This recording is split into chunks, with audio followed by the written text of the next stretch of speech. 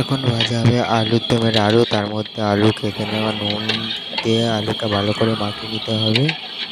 আলুটা মাখানো হয়ে যাওয়ার পরে তেল গরম হয়ে এলে তার মধ্যে দিয়ে দেব আলু। এখন দেওয়া হচ্ছে আলু।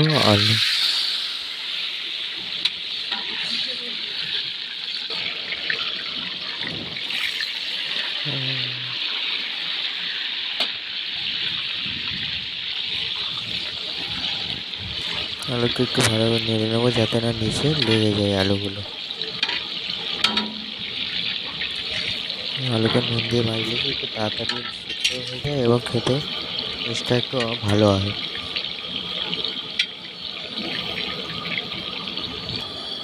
আপনারা দেখতে পাচ্ছেন আলু ভাজা হয়ে গেছে। এবার আলুগুলো তুলে নেব।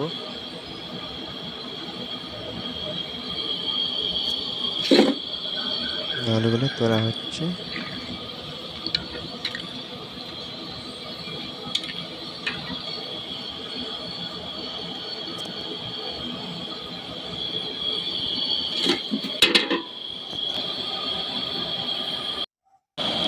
এবার তেল দেওয়া হয়ে যাওয়ার পর তেলটা একটু গরম হয়ে এলে এবার ওর মধ্যে দেওয়া হবে জিরে ফোড়ন নেব,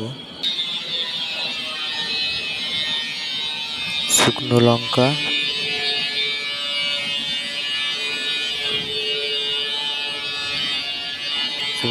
তারপর দেওয়া হলো তেজপাতা,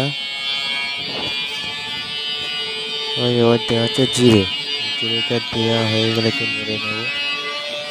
একটু নেড়ে নেওয়া হয়ে যাওয়ার পরে দেওয়া হবে টমেটো, কোচানো টমেটো।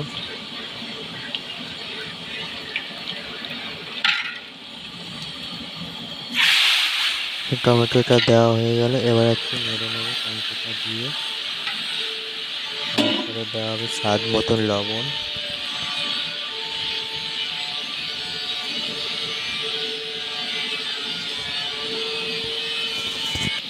তারপরে দেওয়া হচ্ছে চিনি, স্বাদ মতো চিনি।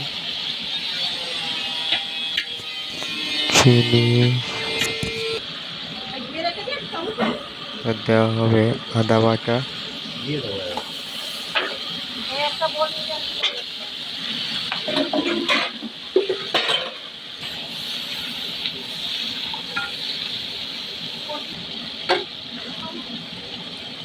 দেওয়া হচ্ছে চাল মগজ পোস্ত বেটে রেখেছিলাম, সেটা আবার দেওয়া হচ্ছে। এবার দিয়ে ওইটা একটু ভালো করে নেড়ে নেওয়া হবে।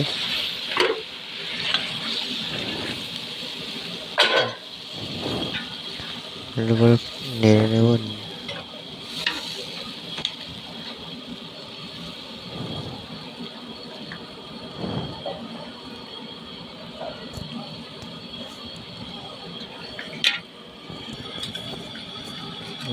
এবার দেওয়া হবে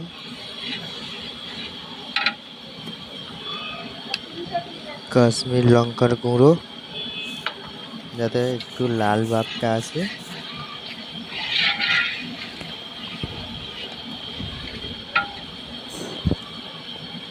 তারপরে দেওয়া হচ্ছে হলুদের গুঁড়ো।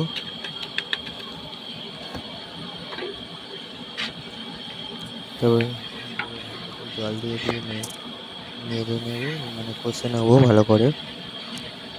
একটু কষা হয়ে গেলে দেওয়া হবে পরিমাণ মতো লঙ্কার গুঁড়ো।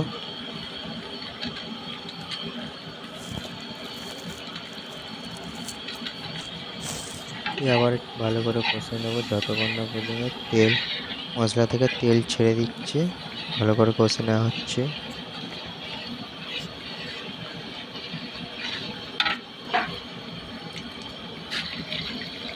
আবার একটু জল দিয়ে এবার এটা মশলাটা ভালো